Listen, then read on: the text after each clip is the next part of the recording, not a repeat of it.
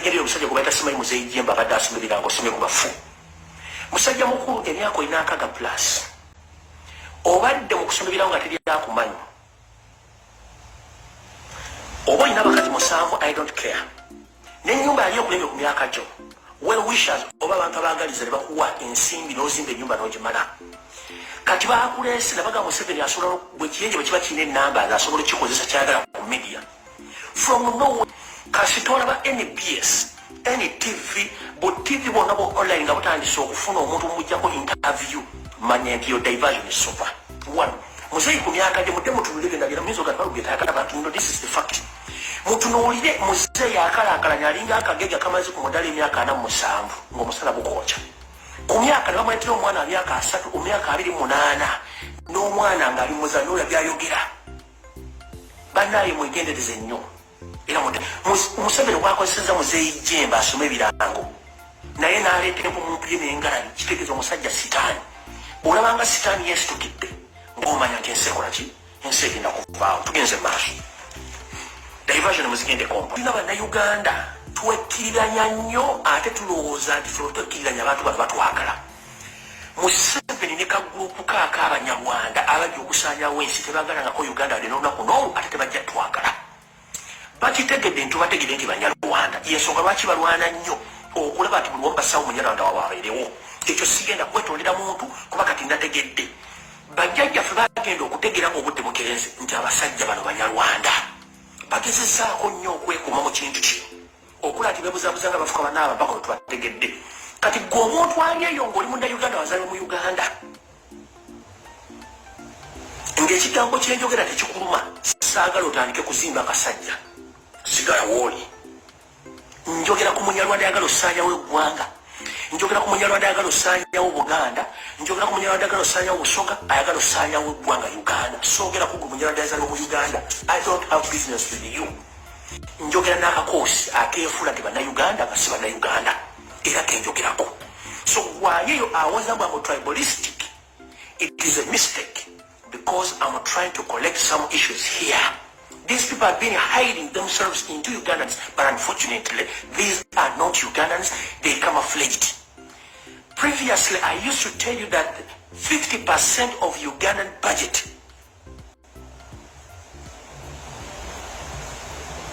is servicing Rwanda's development as we speak right now. It's in the Mochikis. We man for the wow, Sagana Mutadamu Kumanyira. Abana abafa mu Uganda baganda. Abana abafa mu Uganda basoga. Abana abafa mu Uganda balugwala. Abana abafa mu Uganda batoro, banyankole, bagisu, bebafa so si banyarwanda. Abana bali mass graves baganda, banjolo basoga si banyarwanda. Njagala ngule ku family ya Museveni since they started this bogus war in Uganda. They have really do agani. Omuntu taddeo n'akumanyira nga akulaga mbu simanya alumwa nnyo naye ng'ateze enkwezenge. Tulina enkwezenge ezeetumya amanya mbu simanyi nze nakibuuka nze nabbosa nga banyarwanda.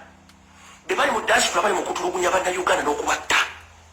Nabagamba mudde mutegere bulungi si buli muntu alina eddiini egganda oba erinnya ery'ekinyolo nti munyolo nedda. Zino nkwezenge ezaatwesigamu era ezaatuteekamu. Ndi mukambwe nnyo kankabaddirimu. Akatukamina. We removed Idi Amin Ddala not because he was killing people. Quote that. Even if he wasn't killing people, we would still have removed him. He was interfering in our programs. Yali ateganya enteekateeka z'abaana abasajja bali n'enteekateeka mpanvu ne batukozesa. Yamalo tukozesa ne bafuna ebyagala ne batutta batusaanyawula kati bakyatutta. Gwe njagala okubuuza abaana bonna bali makomera genda obuuze. Bw'osanga omwana w'omunyarwanda afa nkiddamu genda makomera gonna agali mu Uganda. Bw'osanga omwana w'omunyarwanda afa oba osanga omunyarwanda kati kabe kussa sikyagala kumanya. Genda okolesa nga tonalumpira obuyi obuuze baana ki abali makomera gonna agali mu Uganda. Bw'osanga nga abanyarwanda balimu babawaza 5% nja kuba ndi mulalu. Tukoyo tumanyiira amanya gaffe temutumanyira kumbe muli nkwezi nono minisita wataka musimanyisaamu simanyisa mayanja munyarwanda nono abana basajja basiibwe tukoyo tumanyira abaana abali mu masigulevuzi banyolo basoga baganda balugwala temuli munyarwanda abantu bonna baffe luwero almost 1 million Ugandans. They were original Ugandans, not Rwandese.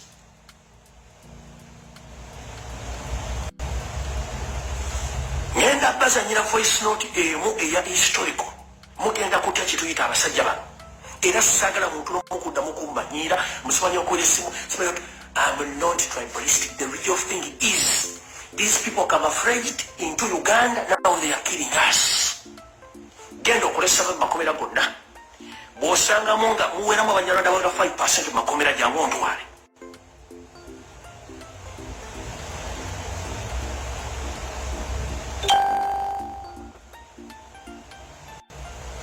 Tukoyo tumanyira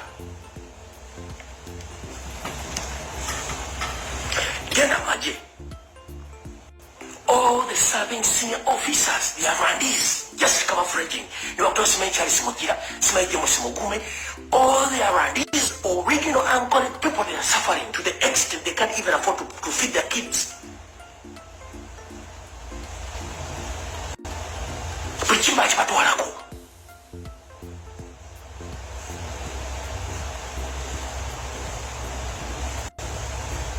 Bagenzo kubalala okujjukira abantu baabwe eruwero basindise polisi n'amagye bibakuba basaasale kubanga tebaagala bantu kwogera biki byatuukawo nga ne graves mass graves mwazijjamu dda magumba kugatunda kutunda magumba g'abaganda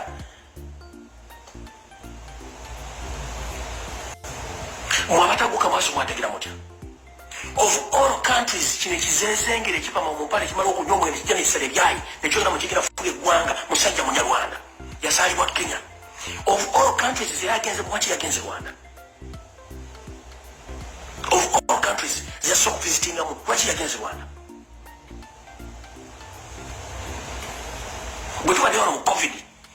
But abasajja munda abanyarwanda some minister of finance, but minister sente bazo kwa bazi sindike Rwanda. Okusupporting eggwanga lino COVID-19. Abana bannayuganda nga bali mu kufa.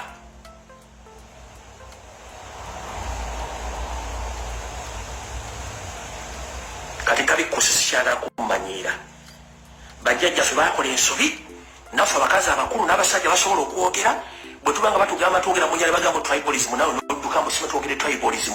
That must stop. That nonsense must stop. Uganda is made for Ugandans, not for Rwandese. Rwanda is an independent country. Whoever feel offended, please go back to Rwanda. I'm talking to all to those Rwandese who want to overtake Uganda. So if you feel offended, I'm not sorry about you. We are tired of killing indigenous